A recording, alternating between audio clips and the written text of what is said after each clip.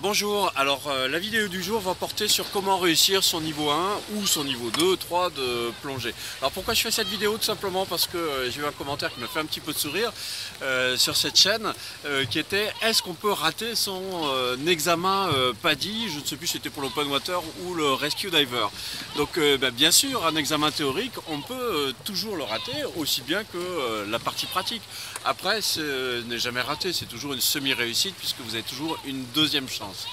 Donc maintenant on va plutôt se poser la question, c'est comment réussir au mieux mon premier niveau, mon niveau 2, mon niveau 3.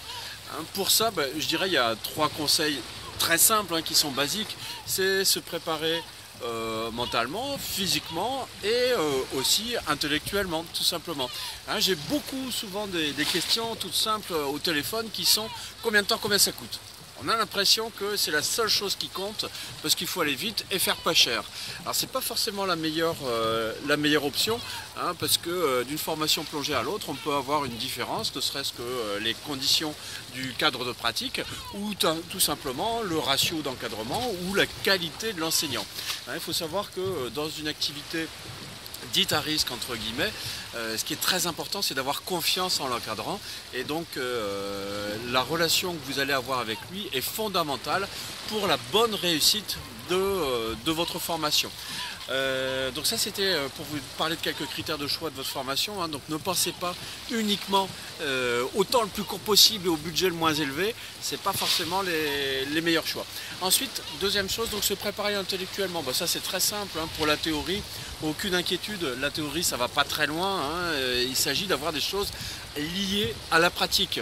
Donc par exemple sur la chaîne YouTube Aquadomia One, vous avez 3 vidéos qui prennent chacune 20 minutes pour le niveau 1, le niveau 2, le niveau 3.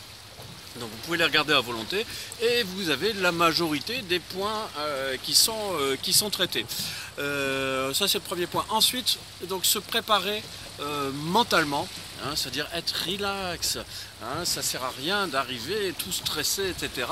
Donc essayez de vous détendre. Un des points clés de la plongée, c'est d'être détendu dans l'eau, de façon à être à l'écoute de ses sensations, à l'écoute de l'enseignement, pour faire fusion avec l'environnement liquide dans lequel il est si agréable de se fondre si on a une bonne attitude bien calme et paisible.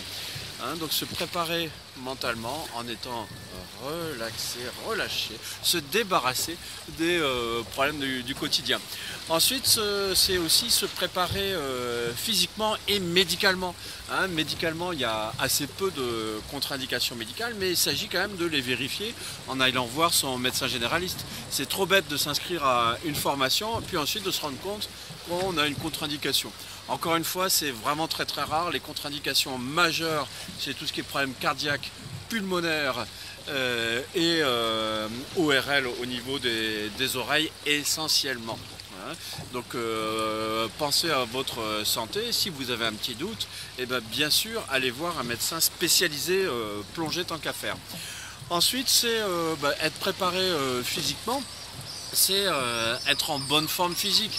La plongée ne demande pas des performances physiques exceptionnelles, mais essayez de vous entretenir, de faire de la marche, de la course à pied, du vélo, de la natation, autant de points qui vont vous donner plus de résistance, parce qu'il ne faut pas oublier que durant une formation plongée, qu'est-ce qu'on se fatigue. Et c'est pour ça qu'il est bien d'étudier la théorie avant de venir, parce que le soir, vous êtes incapable de le faire tellement vous allez bien dormir après des journées en mer, et dans l'eau c'est épuisant, mais ça amène tellement de satisfaction. Voilà, c'était la vidéo du jour sur les quelques petites astuces pour réussir son niveau de plongée. Donc se préparer mentalement en étant le plus relax possible, se préparer intellectuellement en ayant quelques informations théoriques que vous pouvez voir sur la chaîne YouTube Aquadomia One à travers notre e-learning, et puis ensuite se préparer physiquement en n'étant pas complètement à la ramasse, et si possible limiter effectivement tout ce qui est facteur de méforme. Je rappelle que alcool, tabac, drogue, etc. ça fait pas bon ménage avec la plongée. Voilà, si vous avez aimé cette vidéo, cliquez sur j'aime. Si vous n'avez pas aimé, cliquez sur j'aime pas. Vous voulez en voir d'autres, abonnez-vous à notre chaîne YouTube Aquadomia One.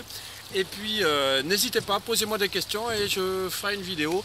Rappel, avec un petit bonjour, une petite formule de politesse, ça fait toujours plaisir. À bientôt.